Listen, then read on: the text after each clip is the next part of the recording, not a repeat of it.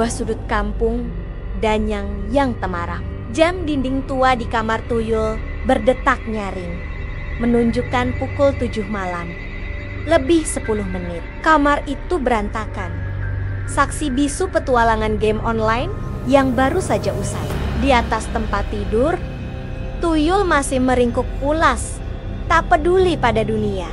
Tiba-tiba, sesosok bayangan putih melayang masuk melalui jendela. Itu ibunya, Kunti, dengan wajah khawatir namun tegas. Tuyul, bangun. Sudah jam 7 malam lebih. Cepat mandi dan berangkat sekolah. Nanti kamu telat lagi. Dengan enggan, Tuyul menggeliat. Satu kuapan besar menjadi pembuka malamnya. Sebelum ia berjalan gontai menuju kamar mandi dengan ekspresi malas yang khas. Setelah mandi dan sarapan kilat, Tuyul terbang terburu-buru menuju sekolah.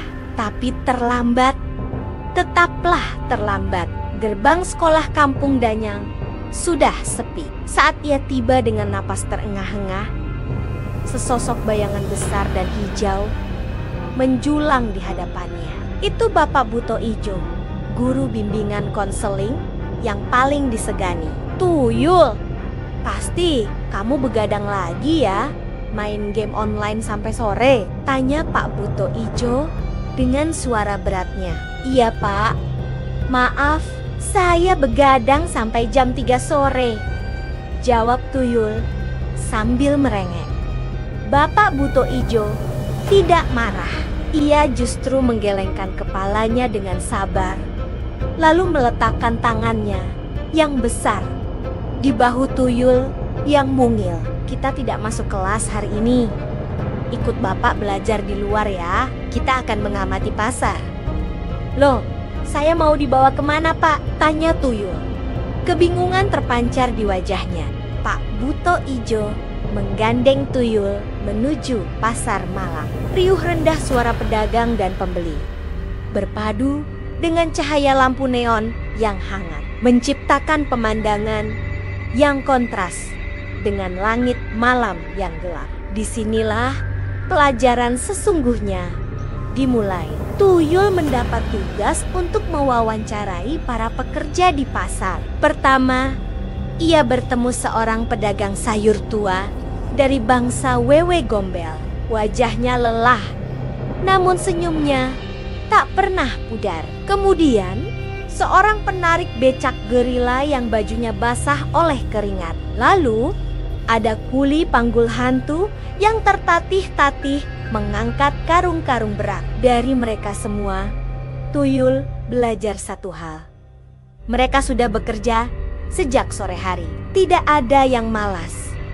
Karena mencari uang semakin sulit. Mereka bilang, dulu bisa dapat ratusan ribu. Sekarang, bekerja sampai jam 12 malam pun, kadang hanya dapat puluhan ribu saja. Setelah berkeliling, Bapak Buto Ijo mengajak Tuyul duduk di sebuah bangku yang sepi. Di bawah sorot lampu pasar yang dramatis, pelajaran hidup itu pun disampaikan. Nah, Tuyul, kamu tahu kan, semakin lama cari uang itu semakin sulit. Karena itu, kita harus disiplin pada jadwal kegiatan kita. Hargailah waktu, karena waktu adalah uang. Mata Tuyul berkaca-kaca, penuh penyesalan dan kesadaran baru. Pak Buto Ijo melanjutkan, dan ingat, kita harus cari uang dengan cara yang halal. Jangan seperti manusia yang malah menggunakan jasa kita untuk mencari uang dengan cara yang haram. Kamu paham, Tuyul? Aku mengangguk dalam diam.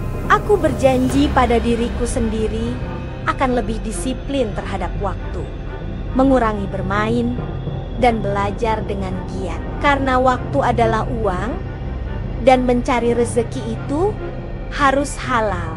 Keesokan malamnya, Tuyul bangun dengan semangat baru, menatap matahari tenggelam dengan senyum tulus, siap menyambut hari. Terima kasih sudah menonton. Jangan lupa untuk menghargai setiap detik waktumu. Ya, sampai jumpa di video selanjutnya.